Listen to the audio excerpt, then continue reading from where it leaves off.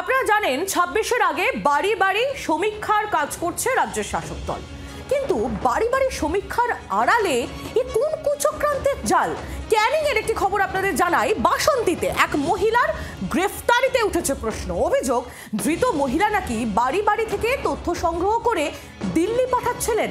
জানা গিয়েছে হাতে রীতিমতো মোবাইল ট্যাব নিয়ে বাড়ি বাড়ি সমীক্ষা করছিলেন ওই মহিলা। ২৭, ২৮ তোমার কিচ্ছু হবে না, আমরা দেখছি। এরকম তো অনেকে নিয়েছিস। ১, ২, ৩, ৪, ৫, ৬, ৭, ৮, ৯, ১০, ১১, ১২, ১৩, ১৪, ১৫, ১৬, ১৭, ১৮, ১৯, ২০, ২১, ২২, ২৩, ২৪, ২৫, ২৬, ২৭, ২৮, ২৯, ৩০, ৩১ তোমার কিচ্ছু হবে না, আমরা দেখছি। এরকম তো অনেকে নিয়েছিস। ১, ২, ৩, ৪, ৫, ৬, ৭। তুই বললে কেন যে মমতা ব্যানার্জি পাঠিয়েছে? এই তো মহিলাটা মিথ্যে বলছে, বলুন। মমতা ব্যানার্জি তোমাকে পাঠিয়েছে, সন্দেশ খালি স্যার প্রত্যেকে ফোন করবে।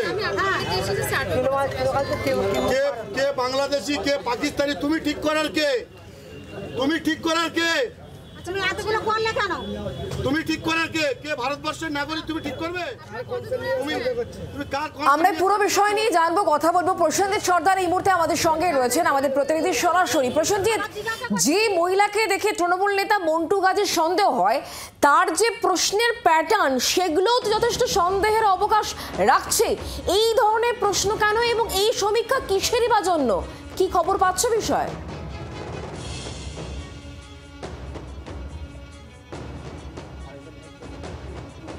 দেখো, এখনো পর্যন্ত তোমাকে বলে রাখবো যে তৃণমূলের তরফ থেকে যেটা জানানো হয়েছে যে তার এই মহিলার কথার অসঙ্গতি জন্যই বাসন্তী থানাতে খবর দেওয়া হয়েছিল এবং বাসন্তী থানার পুলিশ এই মহিলাকে একরকম আটক করে বাসন্তী থানাতে নিয়ে গিয়ে জিজ্ঞাসাবাদ করা হয়েছে। দীর্ঘক্ষণ জিজ্ঞাসাবাদ চলেছে বলে কিন্তু আমরা জানতে পারি এবং এই ঘটনা বেশ বলা যেতে পারে গতকাল সারা দিনভর ঘটে এবং এই মহিলা বাড়িতে বাড়িতে বাসন্তী দক্ষিণ ২৪ পরগনা বাসন্তী থানার বা বিভিন্ন জায়গায় বাড়িতে বাড়িতে তারা সমীক্ষা করছিল এই মহিলা, এবং সেখানে মহিলাদের যে বাড়িতে যার পরিবার, সেসব পরিবারের মহিলা বা পুরুষদের কাছে জিজ্ঞাসাবাদ শুরু করেছিল যে মুখ্যমন্ত্রী ভালো বাংলার, না নরেন্দ্র মোদী বা অমিত শাহ ভালো, সেখানে না না হ্যাঁ, এটা যেমন প্রশ্ন ছিল। ভারতবর্ষ ভালো না পাকিস্তান ভালো, এরকম বিভিন্ন ধরনের প্রশ্নের সাথে সাথে পাকা ঘর না মাটির ঘর, এরকম সমীক্ষা চালানোর পর এবং সেটা তার যে মোবাইল ফোন বা ট্যাব ছিল কাছে, সেখান থেকে কিন্তু দিল্লিতে কোনো একটা সংস্থায় পাঠানো হচ্ছিল। সেই নিয়ে এলাকার একাধিক পরিবারের সন্দেহ হয় এবং সন্দেহ হওয়ার পরে এলাকার যে বাসন্তী থানা, যে বাসন্তী বিধানসভা যে নেতা থাকে মন্টু গাজীর ছেলে রাজা গাজী, তাকে কিন্তু এটা জানানো হয়। সাথে সাথে এলাকার বাসিন্দারা তখনই কিন্তু তাকে নিয়ে এই মন্টু গাজীর কাছে আসে, এই তার ছেলে রাজা গাজীর কাছে, এবং সেখানে এই রাজা গাজী বলা যেতে পারে একদম ধমক সুরে তাকে বিভিন্ন প্রশ্নের উত্তর জানতে চায়।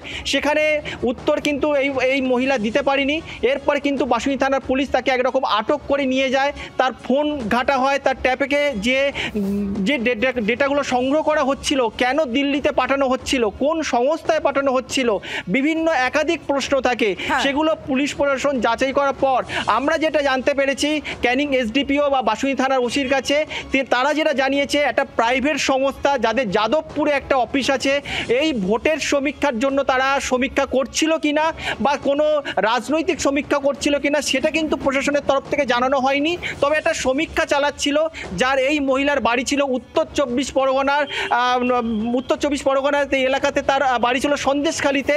সেখানে রেস্কিউ করে এই মহিলাকে পাঠানো হয়েছে বলে কিন্তু আমরা পুলিশ সূত্রে জানি। উদ্দেশ্য ছিল, কারা এই সমীক্ষা চালাচ্ছিল, পুরো বিষয়টাই এই মুহূর্তে তদন্ত করে দেখছে পুলিশ। প্রসেনজিৎ, ধন্যবাদ তোমায়। প্রসেনজিৎ সর্দার আমাদের প্রতিনিধি সরাসরি আমাদের সঙ্গে ছিলেন এবং এই মহিলার গ্রেফতারির পর স্থানীয় বাসিন্দারা তারা কি বলছেন, বাসন্তীর বাসিন্দাদের বক্তব্য শুনুন।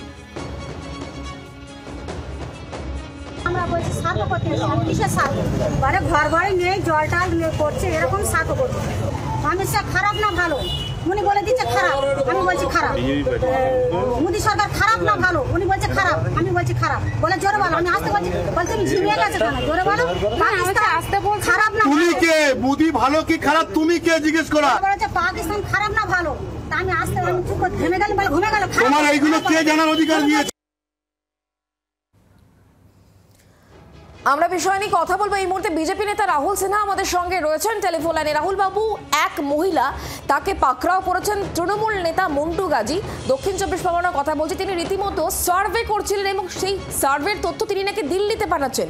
এবং তার যে প্রশ্নগুলো, যেখানে তিনি উল্লেখ করছেন যে মুখ্যমন্ত্রী ভালো না প্রধানমন্ত্রী ভালো, পাকা বাড়ি ভালো না কাঁচা বাড়ি ভালো, এবং এই ধরনের প্রশ্ন, এই প্রশ্নতে কিন্তু সাধারণ মানুষের মনে প্রশ্ন জাগে। আপনি কিভাবে দেখছেন পুরো বিষয়টি?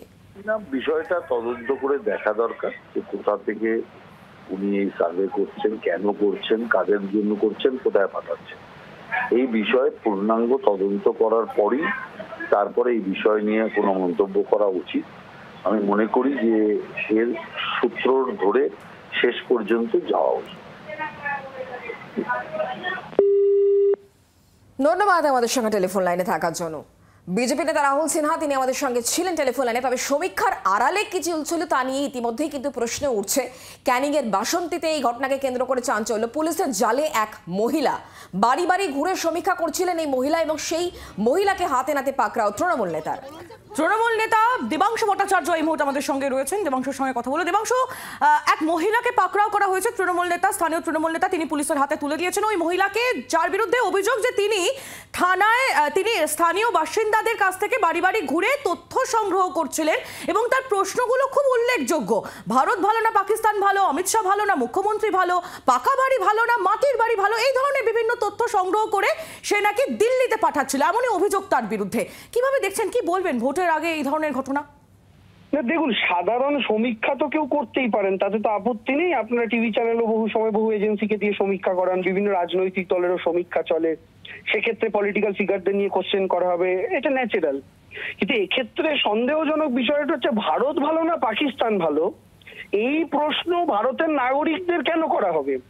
যে এটা কি আদৌ সমীক্ষা, নাকি এটা কোনো উস্কানি দেওয়ার ছক, নাকি এটা কোনো রকম সাম্প্রদায়িক দাঙ্গা ফাঁদানোর ছক, সেটা আমার মনে হয় তদন্ত করে দেখার দরকার রয়েছে এবং পুলিশের ব্যাপারটা দেখার দরকার। সাধারণ সমীক্ষা যে কেউ করতে পারে, এতে কোনো অসুবিধার কারণ নেই, কারণ এটা একটা গণতান্ত্রিক ডেমোক্রেটিক প্রসেস, একটা ডেমোক্রেটিক প্র্যাকটিস।